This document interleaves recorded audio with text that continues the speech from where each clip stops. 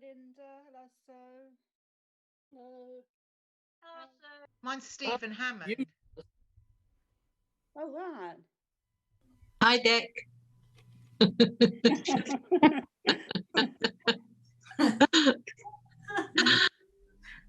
Kevin, stand by. The meeting's starting.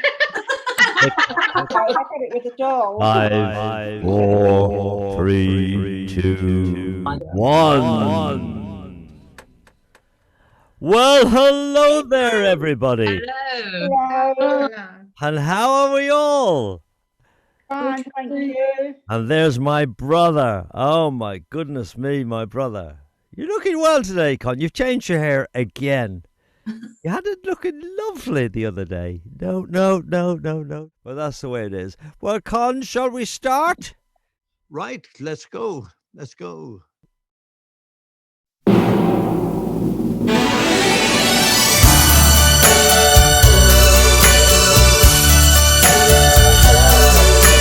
I believe for every drop of rain that falls, a flower grows. I believe that somewhere in the darkest night, a candle glows. I believe for everyone who goes. I'm in Eastbourne. And where are you, Con? I'm up in Elland in New York. You're up in Elland. I am now going to do the magical mute all. So stand by. 1, 2, 3, mute all. Hooray. Oh, am I muted? Nobody can be heard, including you, Con. And Not you even me. switch on your mute, and there you are, Con. So, are you going to tell us what we're going to do this week? Yeah, well, it's, as you know, I'm Con, and that's Deck who is talking over me all the time.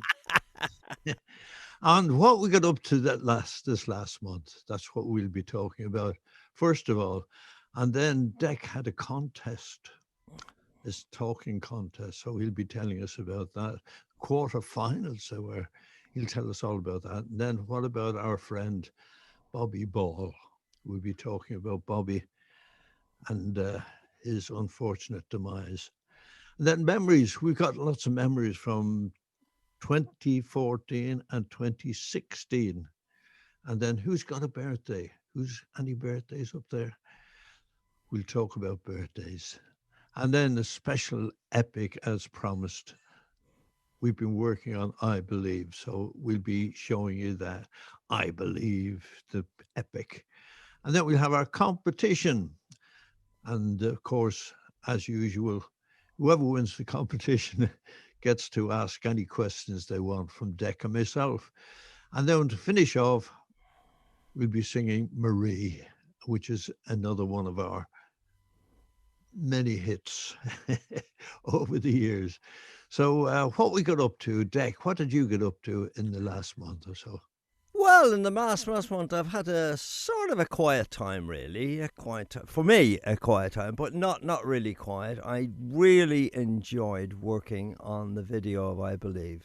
That was amazing, and I think everybody's going to be so pleased because, strangely enough, when we had all the major hits, there were no videos. That's right, yeah. It was only when Queen started, if you remember, Con. It was only when Queen started the whole thing of videos. And they always had a cameraman following them around right from the very start. So they've got everything on film, which is wonderful, really, you know. So apart from doing I Believe, then I realised we haven't got a video of Marie. Exactly. So we got together and you won't believe this, my Layla, my granddaughter, and she's now at you hold your breath for this, she's now at public school. Can you believe it? Eastbourne College, one of the finest public schools in Britain. And my goodness me, is the difference. Not the difference, really. I don't know, she said it herself the other day, the confidence that she's got at 13. Quite amazing. So I asked her, I said, Layla, would you be my camera person?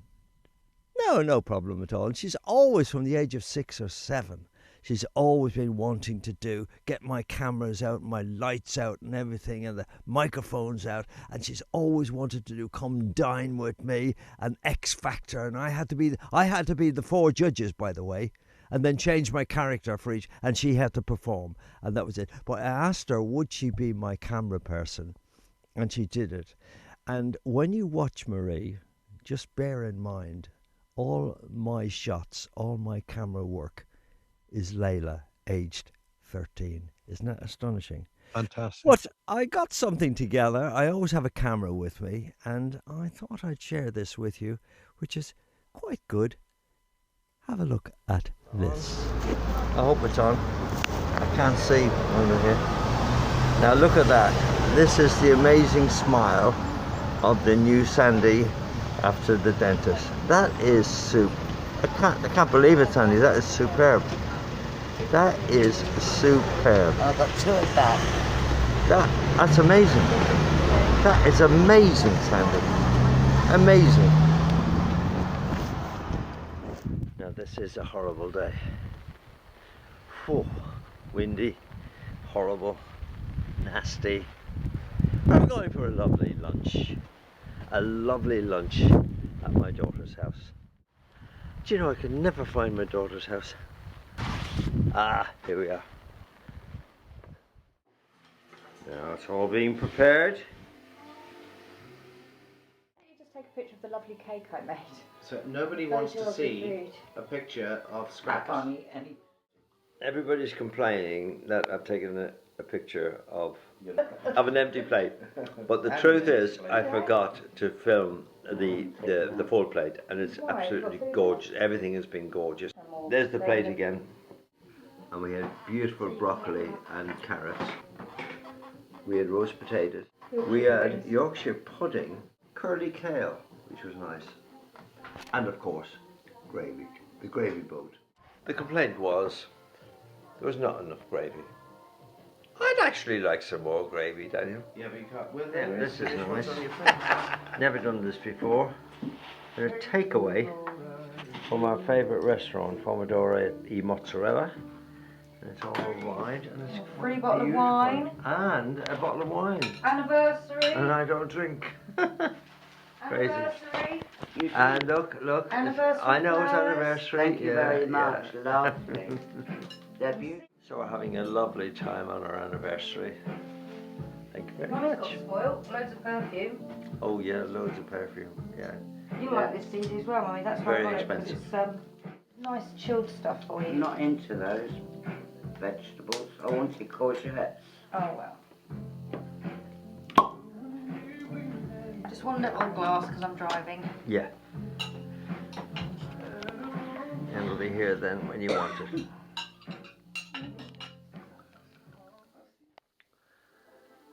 Absolutely beautiful, and somebody is a very lucky girl on her anniversary. Now this is genius. Absolute genius. An idea for COVID. If you go shopping with your partner, your life partner, your mate, whoever that is, your brother, your sister, while she or he is shopping, you walk up and down the aisles fast as you can for the whole store, and you keep going until she or he is ready. And I'm here to tell you, it's amazing. It's the best workout that I've ever known, and so simple. And then where the aisles are staggered, simply nearly hit somebody there. You simply go to the right on the next aisle. Does that make sense?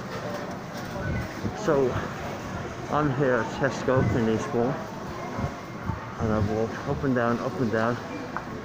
Now this is the last aisle, and I'll just turn around and do the same, all back up the store. Great stuff. Do it. You'll enjoy it, and you'll get healthy and fit. So there's a good tip. There's a Yeah, good tip. indeed. Yeah, Walking up the and down the aisles. I never thought of that, Con. I And- do that all the time. Do you? Yeah, I Really always, fast. Really, you got to go really fast though. It's got to I be a know, I workout. get a trolley and fire around the Follow the trolley. Yeah. And by the way, the Sandy's teeth, I was making such an issue about Sandy's teeth. Sandy had a little bit of an accident and she fell and she knocked out a tooth that one there, right in the front. Oh dear. And we've got a sensational dentist. He's up in Headcorn, which is about an hour and 40 from us. Yeah. But it's really worthwhile to go to a good dentist. And honestly, he looks after my teeth. Oh yeah, I've got a very, very good dentist in Elland. So listen, let's get on, Con. The next thing we did is what? Go on. Well, tell us about your contest, because you're always talking about you're talking, you're speaking. Yeah. And how did you get on? You had a competition this week, I believe. Yes, I was in the quarterfinals, would you believe? Yeah. Which is we call it area contest. And there were three contestants. I didn't come first. I didn't come second. What did I come? I came third. Or, as I would say in my parlance, I came last. But I know the reason why I didn't win is because I'm an entertainer. And the people who belong to Toastmasters are speakers or wanting to be speakers, as in speaking. And I treat it from a different angle. I'm an entertainer, as you know. I like to make people happy. I like to make people smile. And Irish people get up in the morning with the idea of making everybody they meet happy. So with the result, I wasn't on the wavelength of the judges, and the judges simply didn't like what I do. I thought it was sensational. But there you go. Con. Yes. So there you go. And you didn't win. I know. That's a pity, really, because you were doing well with all the talking and speaking and everything. I mean, I've been sorry, Con. Can I put in there? There's one thing to understand. I always say this to people: is don't ever rely on what other people think. I never use the phrase, "What do you think?" You know, everybody does something and they say, "Oh, what do you think?" And they're looking for other opinions. I have always been like this. In life, you must know what you do is good. With all the records we did, I mean, Con, you remember walking into Philip Solomon's office, into his flat, and he played, I believe. And Con and I looked at each other. We looked at each other and said, "That's a hit." Yeah, it was too. All over the world, would you believe? I couldn't believe it at the time. But so Con, I've got a note on the agenda here. Bobby Ball. What's your opinion of Bobby Ball? Con and I knew from friends that Bobby wasn't obeying the rules of COVID that are coming in here seriously on Saturday. So he's doing gigs all over the place. Yeah. So which is very, very naughty, because everybody else is on lockdown, and Bobby didn't believe in that. Unfortunately, he was doing gigs left, right, and centre. So I was going to ask Bernadette. I heard you before the show started. Could I ask you to unmute, Bernadette McManus? Because you've got some strong opinions on all this lockdown thing, haven't you? No, I'd been to church, and they said, it's going to be in lockdown again. We can't go back to mass for 4 months. And it was quite sad, because the hygiene, as I was saying, was very good there. And, they'd roped off the church and they got volunteers. And I just thought it was quite sad that people can't go there for 4 weeks. And it's such a kind of comfort to a lot of elderly people as well. So do you not feel, though, Bernadette, that we all have to do what we're told for the common good? Oh yes, of course, yeah, and I've been doing that as well. Yes, of course, and I'll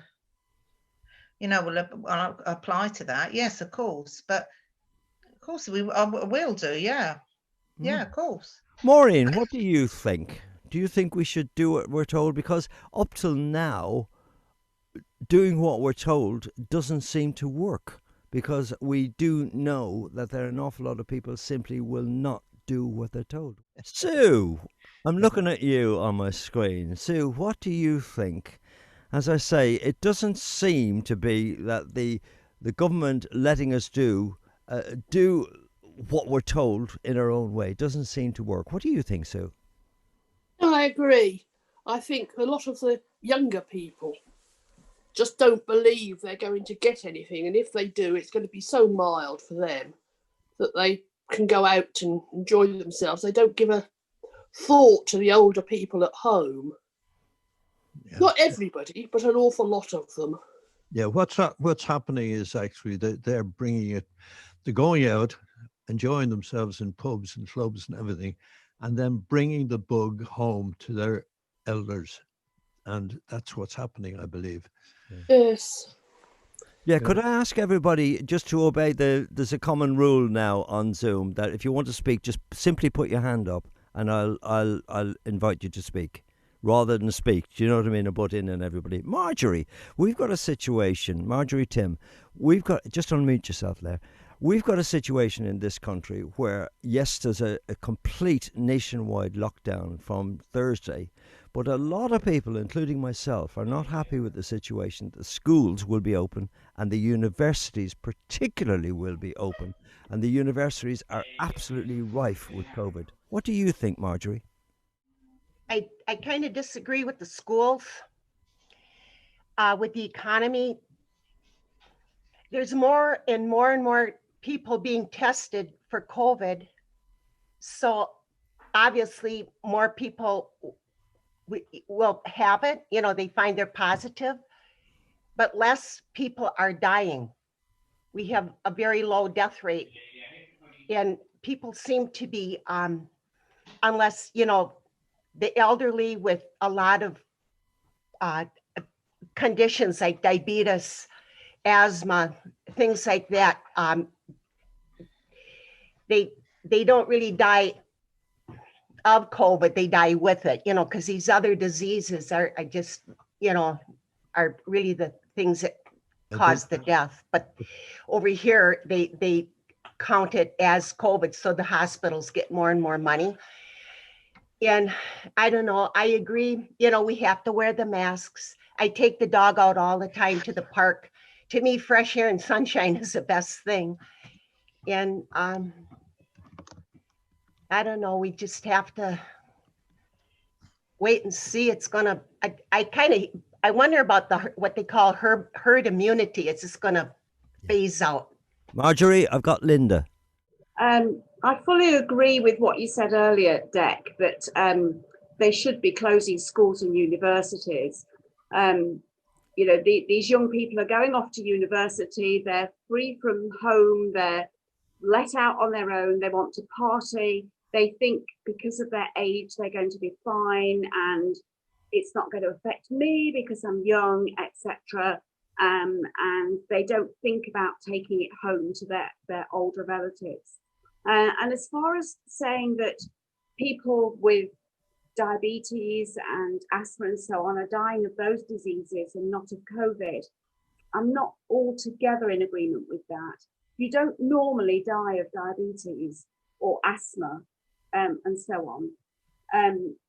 It's the COVID that actually kills you, not the diabetes. Or I mean, you know, I spent 50 years almost as a nurse, and you don't see people die of diabetes or asthma very often. If they didn't get COVID, they wouldn't have died. Exactly. That's lovely. That's lovely, Linda. And thank you very much. So the consensus seems to be do what you're told. Yeah, Bobby was a very naughty boy. Bobby was very naughty. He went out and caught the virus, and we all saw the consequences. So there you go. So tell us, Dec, we got some surprises now coming up, and the review of 2014.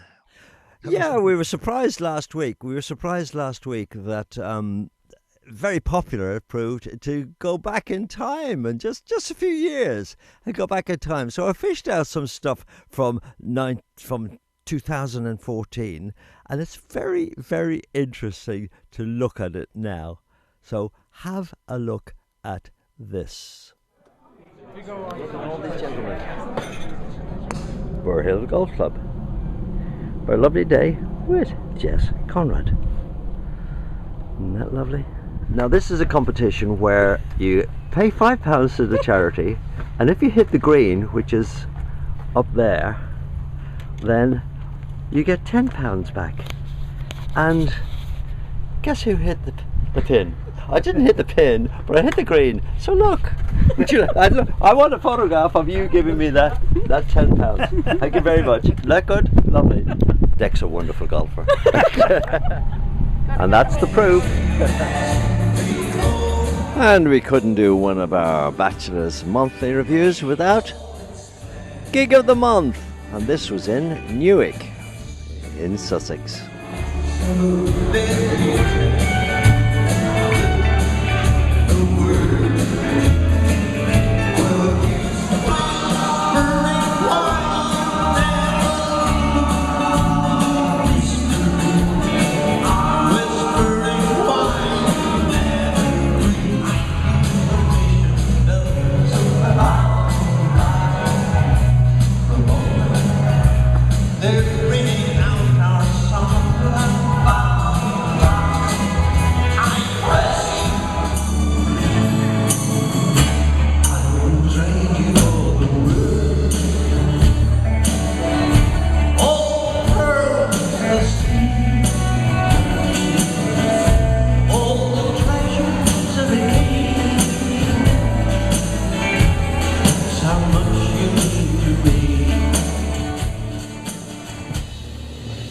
And so we come to the end of another concert. Oh, we couldn't go without singing. Guess what?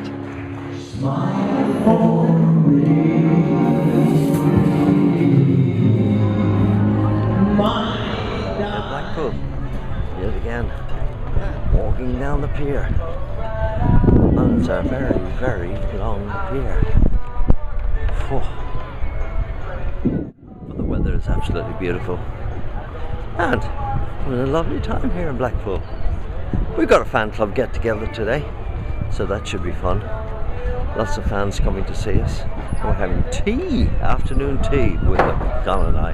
See you in a minute. So here we are, just a few of our fans came to see us tonight. Yes. Now, isn't that wonderful? A selfie with the gang. We're going to have some photographs done. Should you have some photographs? The great Daniel Fathers.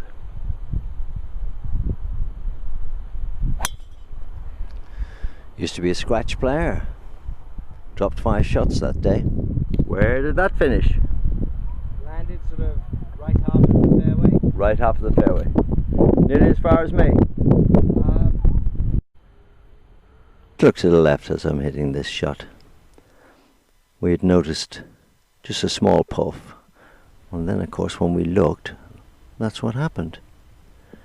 It looked like explosions. Nice. I suppose that could possibly have been propane cans or whatever, or maybe the roof just blowing off.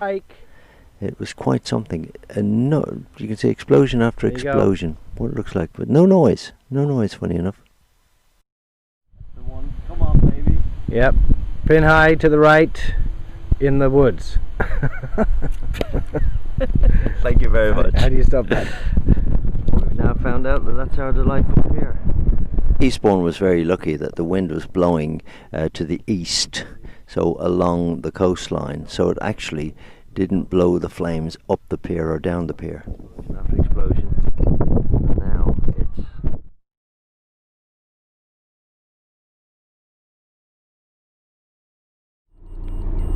The big problem now with the pier, the big fire on the Eastbourne Pier, is the traffic is absolutely horrendous with people rubbernecking, I suppose they call it, wanting to see our poor pier. And there it is, isn't that all desolate? There's the rest of it. Thank goodness, mercifully saved. Mercifully saved. Christos, my friend, he manages the Atlantis at the end. I suppose he's out of a job now. And there's the front of the pier. Renovation work has started already, would you believe? There's the Atlantis at the end, and as I said, my friend Christos managed that, and Bruce, another friend of mine. In fact, he's on the committee of the Lark in the Park Charitable Trust, of which I'm the patron. He was, I don't know whether he owned it or he managed it, but certainly he was in charge of the whole structure that went on fire. So it's R.I.P. Eastbourne Pier.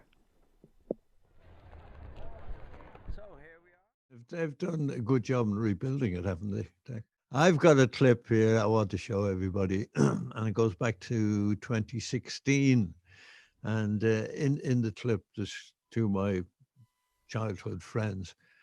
One is Bertie Cotter, that I used to play with as a young kid, and I still talk to him on the phone every now and again. He's over in Dublin. And the other one is, what's his name? I can't think now. But he's Paul Byrne. Paul Byrne, yeah, he's a priest. There was three of my friends actually became priests over there. Who's Ned Quinn from the Top of the Road, and he's over in Dublin at the moment as a parish priest. And Paul Byrne, as I say, he was in charge of Shelter, which was a big charity in London, and he was in charge then in Dublin of raising money for all the all the cases that were brought against the Catholic Church for molesting children and all that. And his job was to raise money to pay off people who were claiming against them. Well, I think you should say that Paul ended up as the second in command of the Complete Oblate Fathers, who are a huge Catholic order all over the world. Yeah. And it wasn't particularly Shelter he was involved with. It was Shelter Housing Aid Corporation. Wow. And he used to, if you remember, Con, you haven't told them the story about where he lived in London. Oh, he lived in the convent run by the nuns, and he had his own couple of secretaries. Beautiful girls they were. We're not saying anything. We're not saying anything at all. But yeah, and my pal Ned Quinn, he was in charge of Quecks Road, and Quecks Road was where they used to have all the IRA funerals, and he put a stop to that because he wouldn't stand for all that raising fists and all this sort of stuff. So he got rid of the IRA out of Quecks Road, and he had a lovely colour television in his room. But we went over to Paul Byrne's place, and we had a lovely meal there served by these beautiful ladies. And there was a program starting that night that everybody wanted to watch. It was one of these serial things from America. And said, Paul, would it be all right if we switched on the telly? And he said, yeah, sure. So we switched on the television. And Ned Quinn, who had been quite jealous of everything that Paul had, all the servants and everything like that, he looked at the television and said, oh, he said, how quaint, black and white. Paul's television was black and white, and Ned Quinn had a beautiful coloured one. My friend Ed Stewart, he died that year as well. You remember Ed Stewart from Crackerjack? Yeah, Bernadette McManus has just chatted to me and said she used to go to the Cayley dances. The Cayley dances. Wow. Unbelievable. Bernadette, tell us about the Cayley dances, for goodness sake. Unmute yourself there and tell us about the Cayley dances. Well, they used to have at Quecks Road. I knew Quecks Road quite well. They used to have a Cayley on a Wednesday night, group dancing, and they used to have the caravels were a lady used to sing and a man used to play the accordion, and they were really good. and they used to be every Wednesday night, and we used to have the Cayleys, and they used to be one on Wednesday night at Quakes Road, but there used to be ones on Fridays in Highgate and Sundays at the Irish Centre in Camden. Was Ned Quinn there when you were there? I don't know. It's a long time ago since I used to be there. That was in the early 80s, I think. I don't know if he was there then, was he? I think so, yeah. Because they used to have a hostel, didn't they, across the road? For Irish guys used to live in the hostel across from Quakes Road. Yeah. So I remember, but it was a great place, Quakes Road, for dancing. It was really good.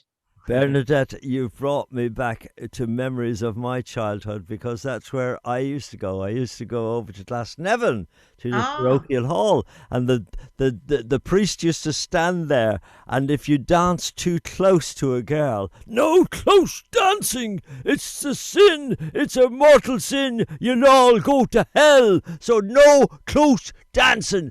And I was thrown out of so many of those. Honestly, a girl called Margaret White, I'll always remember it. I was thrown out of so many dances for close dancing. No such thing. It's dreadful. So thank you very much, Bernadette. Con. It was the same where I was. I used to go to the Oblates we had Father Divine there, and he used to get up and do the same. They used to come up and put his hands in between, separate you. Oh dear, they were the good old days. Good old days. Oh, so Con, why don't you tell us a little bit about now what we're going to see? You've told us all about it, and we've heard about the man himself, Paul Byrne. So shall we get on and have a little look? It was actually Bertie's birthday, so we're celebrating that at his daughter's house. That's our house, old house in Tyrconnell Park. The only thing I didn't like about it was the bins. They insisted on having 3 bins outside. There's nowhere to hide them. 140 Tyrconnell Park, the house where Dec and I were born, where the Bachelors used to come and practice. That's before we were the Bachelors. We were the harmonichords. And we used to come in here and practice. In there, through that door. Happy birthday to you. Happy birthday to you. Happy birthday, dear Bertie. Happy birthday to you. Okay, I'm going to just close my eyes. Put that there. Guys, that is just gorgeous. We lovely. Oh, the 80-year-olds. Big smile. You're not yet. Yeah, you're right. Young fellow, the 40-year-old. Right, Dad. Yes. We sing. To you. Happy birthday to you. Happy birthday, dear Bertie. Happy birthday to you. Yeah. Go on. Hip hip hooray. Go on, blow it out there. You can blow it out now and make a big wish. I always think, Con, that photograph of the 3 of you, Paul Byrne, Bertie, and yourself, is one of the best pictures, the best depictions of 3 guys of your age having a good time. Oh, yeah. Sadly, Paul is gone now. Paul, yeah, unfortunately. Bert's still with us, so he's... I'll probably ring him this afternoon, actually, and make sure he's okay, because they're in lockdown, I think, as well, all over Ireland. Anyway, there you go. Make sure he's still alive, Con. Hello, is that yourself? So, Andy, tell us, anybody got any birthdays coming up? We have one. We've got Lynn. We've got Carol, haven't we? Hi. Unmute. That's it. Once you speak, you're seen on the screen. So, Carol, it's your birthday. Now, can I be very bold and say, are you 106 or 108? Not quite. Not right. No, you're 23. That's it, isn't it, Carol? Wish I was. No, I'm going to be 62. You're kidding. Yes. God, you only look over 40. You only You say the loveliest things. You only look 61. Well, I am at the moment. So, Carol, listen, my magic attendant is just going to hand me something beautiful.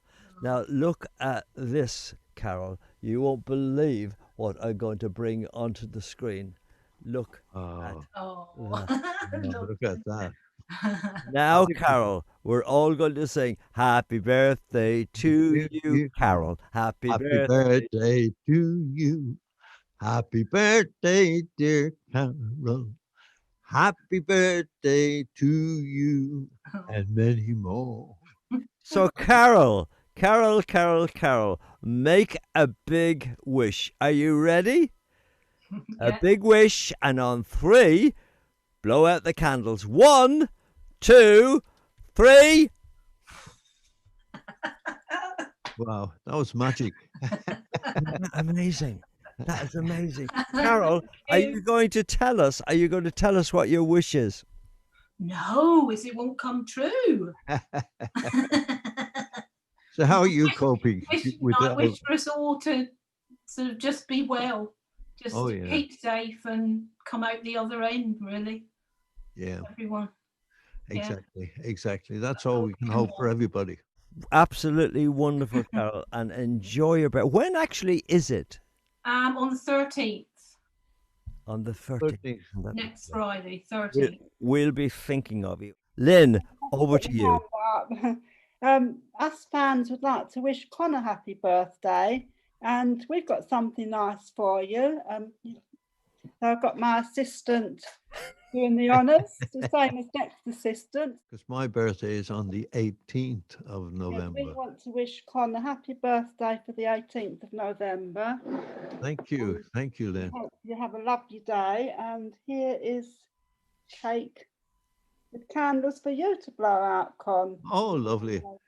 Happy birthday to you, Con. Happy birthday to you, Con. Happy birthday, dear brother. Happy birthday to you and many more. Oh, thank you, everybody. Over to Lynn. We'll blow the candles out, Con. Right, here we go. 1, 2, 3. Magic. Oh, lovely. Thank you very much for that. Thank you. We will eat the cake. Oh, lovely. There won't be any problems with Kevin and I. It won't last very long because it's not a very big cake. And we like cake. I'm not a fan of yours for nothing, Deck, since you like cake. Yeah. I like it too. So, Con. Right, Con. Okay, Lynn, that's lovely. Thank you. Con, what does it feel like? Again, I asked the question to Carol. No, genuinely, what does it feel like to be 107? Well, I can't wait to be 108, actually. But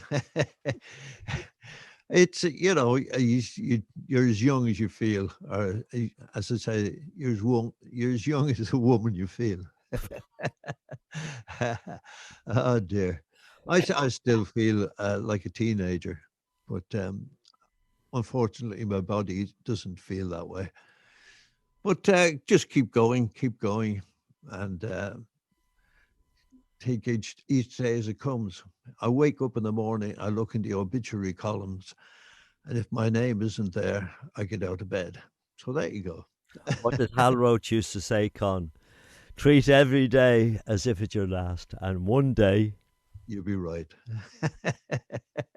Con, would you like to tell the boys and girls and the fans and everybody who's looking in, and Barry Miles, would you like to tell them all about what we got up to in putting this video of I Believe together?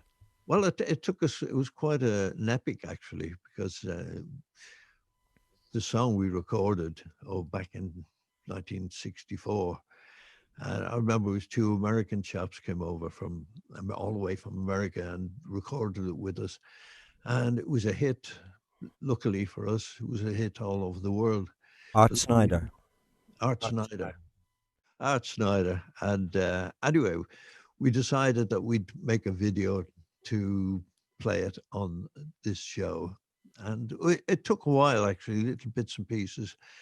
And Deck put it all together. And I think he's done a very, very good job. So let's see the results of Deck's work on the video. Are you ready, Deck? Here we go.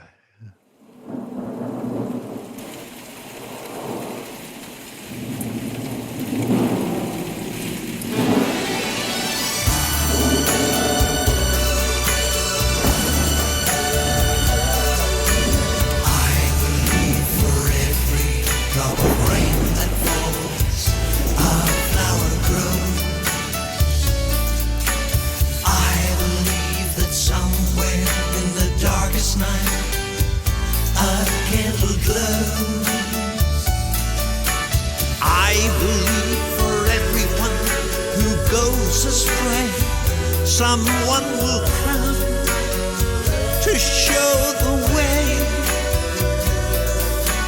I believe, I believe above the storm, the smallest prayer will still be heard. I believe that someone in the great somewhere hears every word.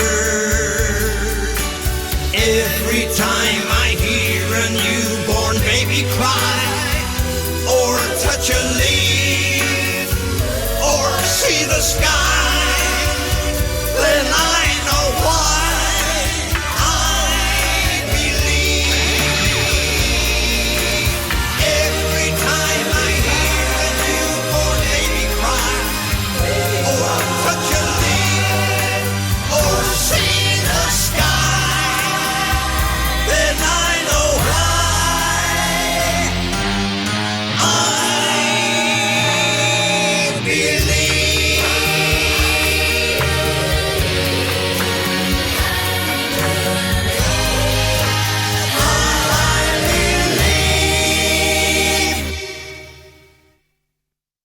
Go on to Sweet Now, Wait Now, Very Wait Now, Wait Now. Very I'm good. on gallery view. Let's see, standing ovation. wow. Rose is up, Rose is up, Marjorie is up, Kathy's up, Hey. Lynn's up. That's marvelous. Sue is up. Keep it going. Linda's up. So Joy, you can't see Joy, you can't see Ronnie, can't see Ivana, but Barry is Barry standing up and screaming and shouting. He is. That's marvelous. Thank you so much, everybody. It was lovely. The church that you saw there in the videos, the church actually where Kay and I were married, St. Michael's Church in Chicor in Dublin. And also the crucifix and all that. That's Oh, in yeah. the gardens of. If anybody ever goes over to Dublin and has a look at St. Michael's Church, you will see that crucifix and you'll see that lovely depiction of Calvary, which was lovely. It is. It's actually As you used to say when we were kids, cavalry. cavalry. The cavalry.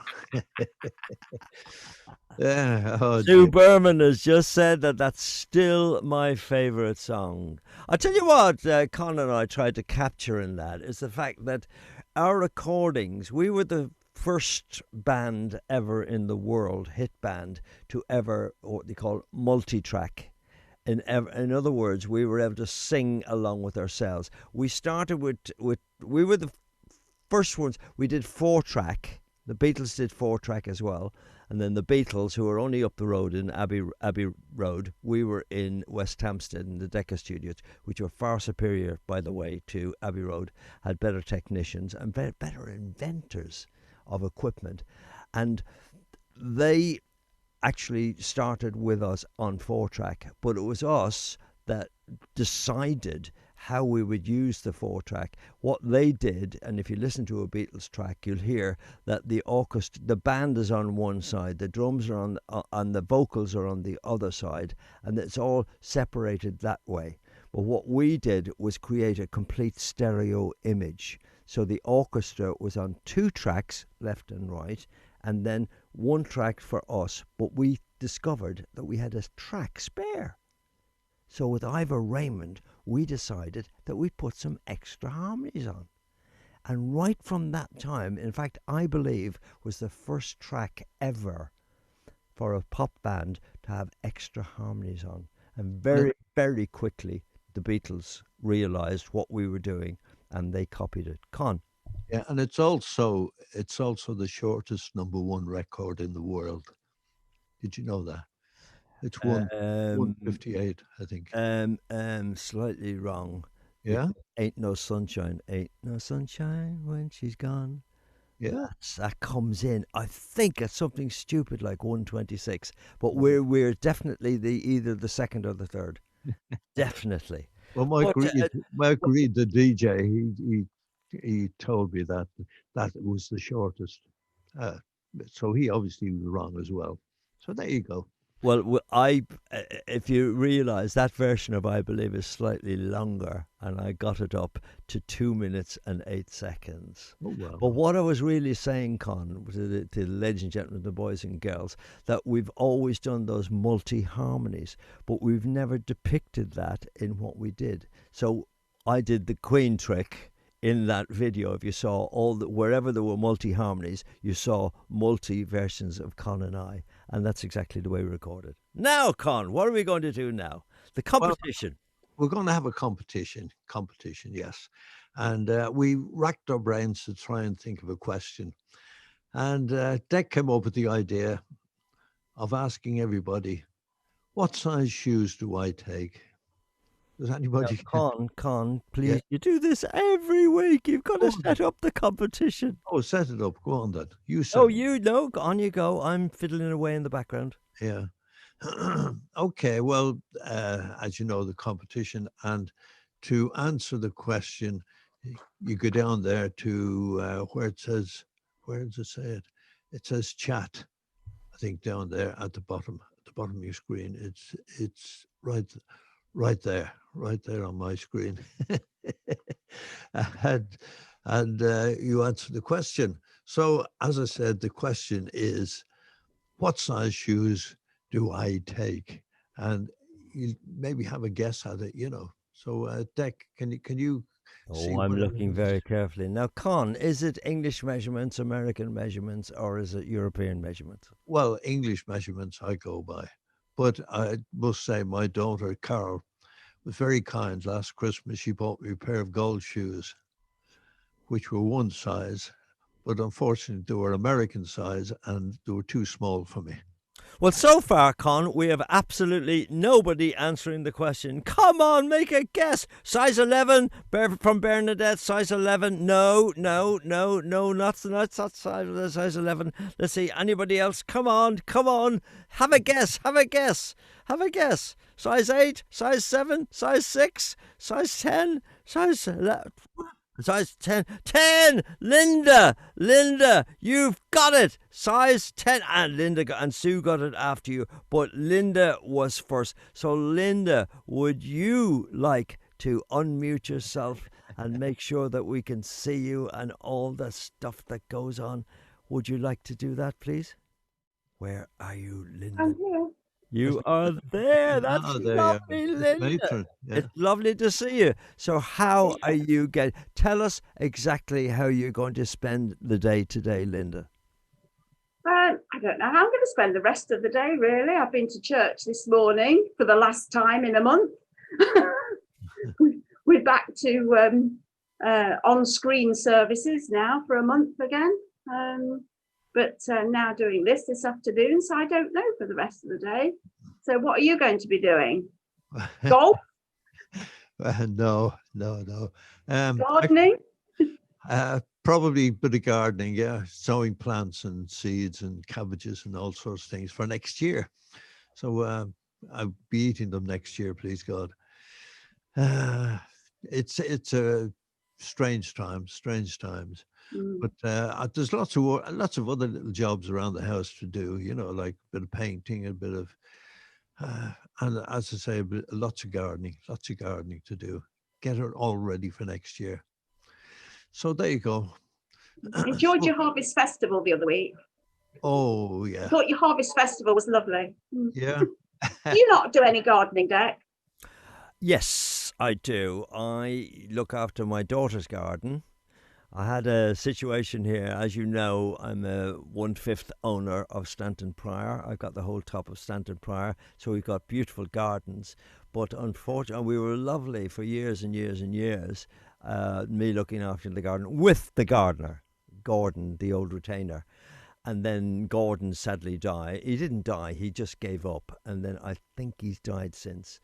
But I used to titivate. I loved just wandering around, a little bit of pruning and all that sort of thing. But when he died, we had terrible jobs getting a proper gardener.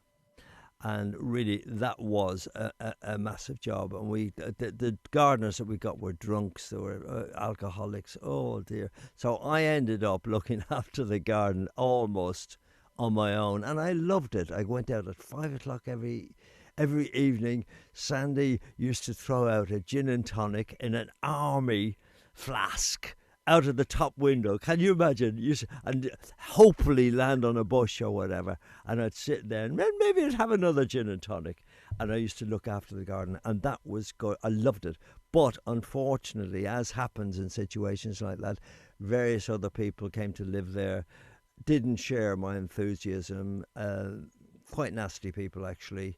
They've calmed down now over the years, but they gradually organised it so that they got me not doing the garden. And eventually I had to give them an ultimatum and say, listen, if you don't book your ideas up and just go ahead with what I'm doing, I won't do it anymore. So I'm not doing it anymore. But what I do is every time I go down to my son's garden, I really look after that. And when I go to my daughter's garden, Victoria's garden, every Tuesday and every Friday afternoon. And in the winter, if the weather is okay, I go over there. And quite frankly, and I don't like anybody hearing this, I really, because I have a dry house completely, because I don't drink at all during the week. But when I go over there, I must say I have a very, very enjoyable beer. Wow. So no raised beds full of potatoes then? Oh gosh, no. I've never been a fan of growing vegetables, because in my experience, whenever I've grown vegetables, they just go to waste. I had in Horham, the old bakehouse, I had 2.5 acres of formal gardens. It was quite something, and I had a full-time gardener. And you wouldn't believe this. How can you be sucked into this? He used to turn up for work in a 3-piece suit. He convinced me that I should have a vegetable patch, and he grew all these vegetables and he sold them. You couldn't believe it. How did I do? And Con, you'll enjoy this story. George and Maggie, George Martin wrote for Basil Brush. He wrote for David Nixon. Do you remember David Nixon, the magician? That was George Martin. He was called the casual comedian. Used to walk on. Do you remember, Con, with the newspaper? Lovely man. Lovely That's right. A gorgeous man, Maggie. But he used to come down and look after my kids when we go away on holiday. So we went away on holiday for 3 weeks. My kids adored them.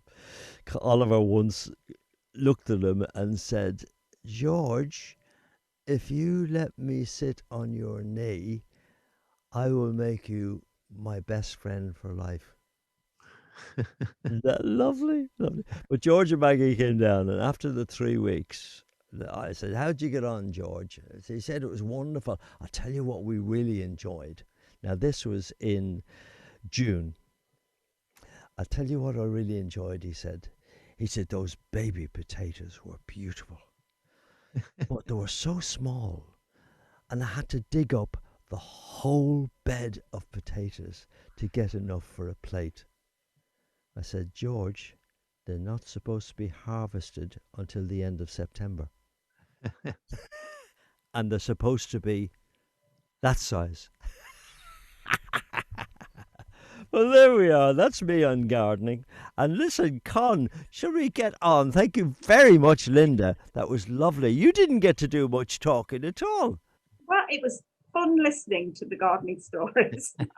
Good. It's lovely to hear from you, Linda, and thank you very much. Just mute yourself now, which would be lovely. That's grand. You've done it. I can see on the screen that you've done it. And Con, would you like to do the honours and tell them what we got up to in this next little bit? Well, again, we recorded Marie, as you know, a while ago, and we decided to do to do some video of it, So Dec and I shared the thing. I did all my bits up in Newhall in Elland, and Deck did all his bits down in Eastbourne. And Deck got them all together, joined them up, and made a wonderful, wonderful job of it. I think it's wonderful. What I think, Con, is this is really pushing Zoom to the limit. I mean, we've seen all the composite stuff that the Stones have done, and Ariana Grande have done, and all that. But this is really pushing Zoom to the very, very extreme. And I tell you what, really enjoyed doing this. Have a look. Have a look. Have a look at this.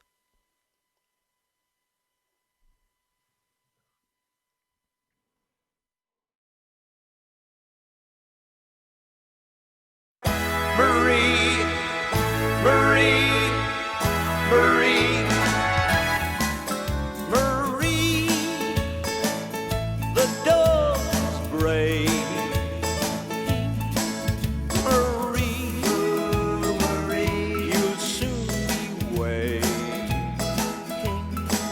to find your heart is aching, and tears will fall as you recall the moon in all its splendor. A kiss so very tender. The words, will you surrender to me, Marie,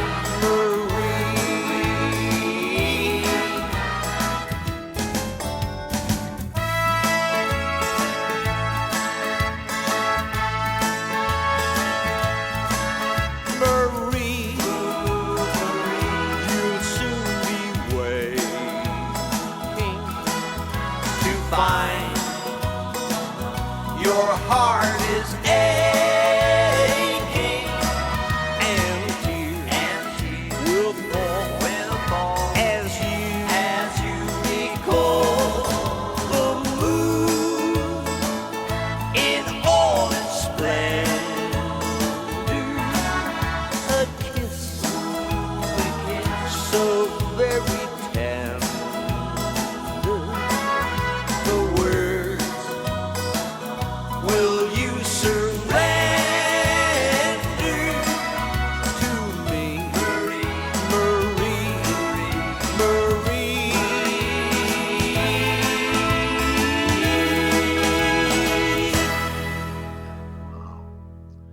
I think you did a wonderful job on that.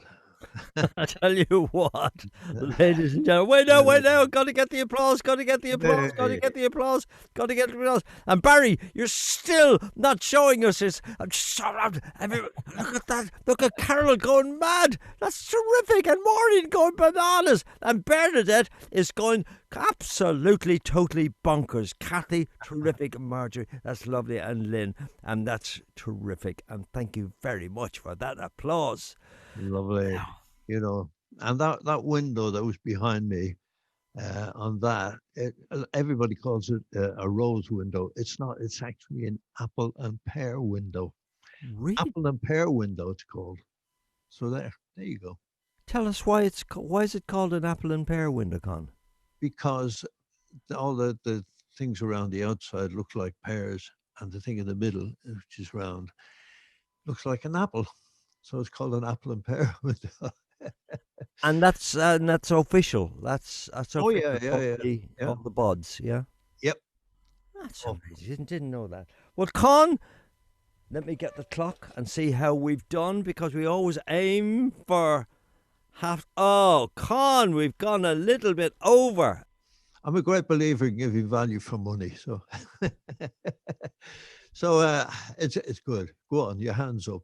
Yes, but would you like to tell everybody what we're going to get up to next month? Well, next month again, whatever our next sequence of hits is, we'll be doing working on that and doing some videos and doing some bits and pieces, and being locked down for a month, of course, due to this coronavirus thing. But hope you all stay safe and look after yourselves. And we'll see you again next month. And I don't know what days it'll be, but it'll be the first Sunday of the month anyway. So until then, we look forward to seeing you again. Shall I tell them what we're going to do next month? Oh, go on then, you tell them. You're supposed to tell them. You can. Next one is on the 6th of December. That's 6th right. of December. That's right. It's a Sunday. It's the first Sunday in. Tell all your friends and to anybody in care homes, particularly like Rose.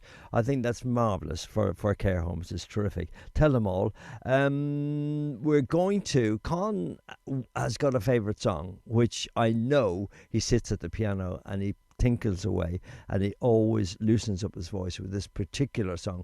We have never recorded it, amazingly never recorded it, but the guy who wrote the arrangement was our dear friend Reg Guest. That's right, yeah. One, I think he was the one that did Dusty Springfield, the Walker Brothers, loads and loads, and then he was a tragic man. Charmaine, he did. Well, yes, but he was a tragic man, Con, because he ended up a great friend of mine. He lived in Hastings, and every one of those people that he did originally, Georgie Fame, Alan Price, all those people, immediately he had number ones with them. They took him away from them and put in people like Ivor Raymond to do the orchestrations, which I thought, and it really wrecked him mentally. That it happened so many times, but this is an arrangement which I will copy completely with strings and everything else. We use the Vienna Symphony strings, and that will be the song called "If," written by Gareth Gates. What's his name? Con, please. It was with Bread. Bread. That's right. David Gates. David Gates. Con met. I met him over in America years ago. And we're all doing the show over there, and on our way back to the airport, and David was walking along in front of me with his wife. I said, "Excuse me, can I have a picture with you?" And he said, "Yeah, sure, come on." So some of the other acts were coming along behind, and I turned to them and said, "Come on, join in." And David said, "No, I just want you in the picture." So anyway, I handed the camera to somebody else, and the flash went off and everything, brought it home, and there was no film in the camera. So I was really annoyed about that. But David Gates, and he told me at the time, I told him we sang the song on stage, and he said actually he wrote an extra verse for which he never recorded. And I was thinking of writing to him or getting in touch with him and say, could we have the extra verse? Because then we could put it on this new record, which we're going to work on. And by the way, Dec, I have a confession to make. I got all the music out and brought it up to copy it to send it to you. And I've lost it somewhere in the house and I cannot find it. I've searched high and low. But I'll have another look this afternoon. And Con, you know the old story which I always say to everybody, do what you're told. Yeah. What did I ask you to do? Put it into a large envelope, bring it up to the post office and send it to me, and it'll be with me tomorrow. You spend hours and hours and hours copying it and sending it, and now you've lost it. Well, there we are. So "If" is the big one, and the song that we're going to do next hit is going to be "In the Chapel in the Moonlight." It seems that every video we do for every song seems to have churches and chapels and cavalry and all that sort of stuff. But it's amazing. We did so many religious songs, but there we are. So, Con, would you like to say good night? I'd say or good afternoon. Good afternoon. And look after yourselves, everybody. Stay safe and stay locked down. And wash your hands, as to say, wash your hands and keep your distance, wear your mask. So God bless you all. Look after yourselves. Every time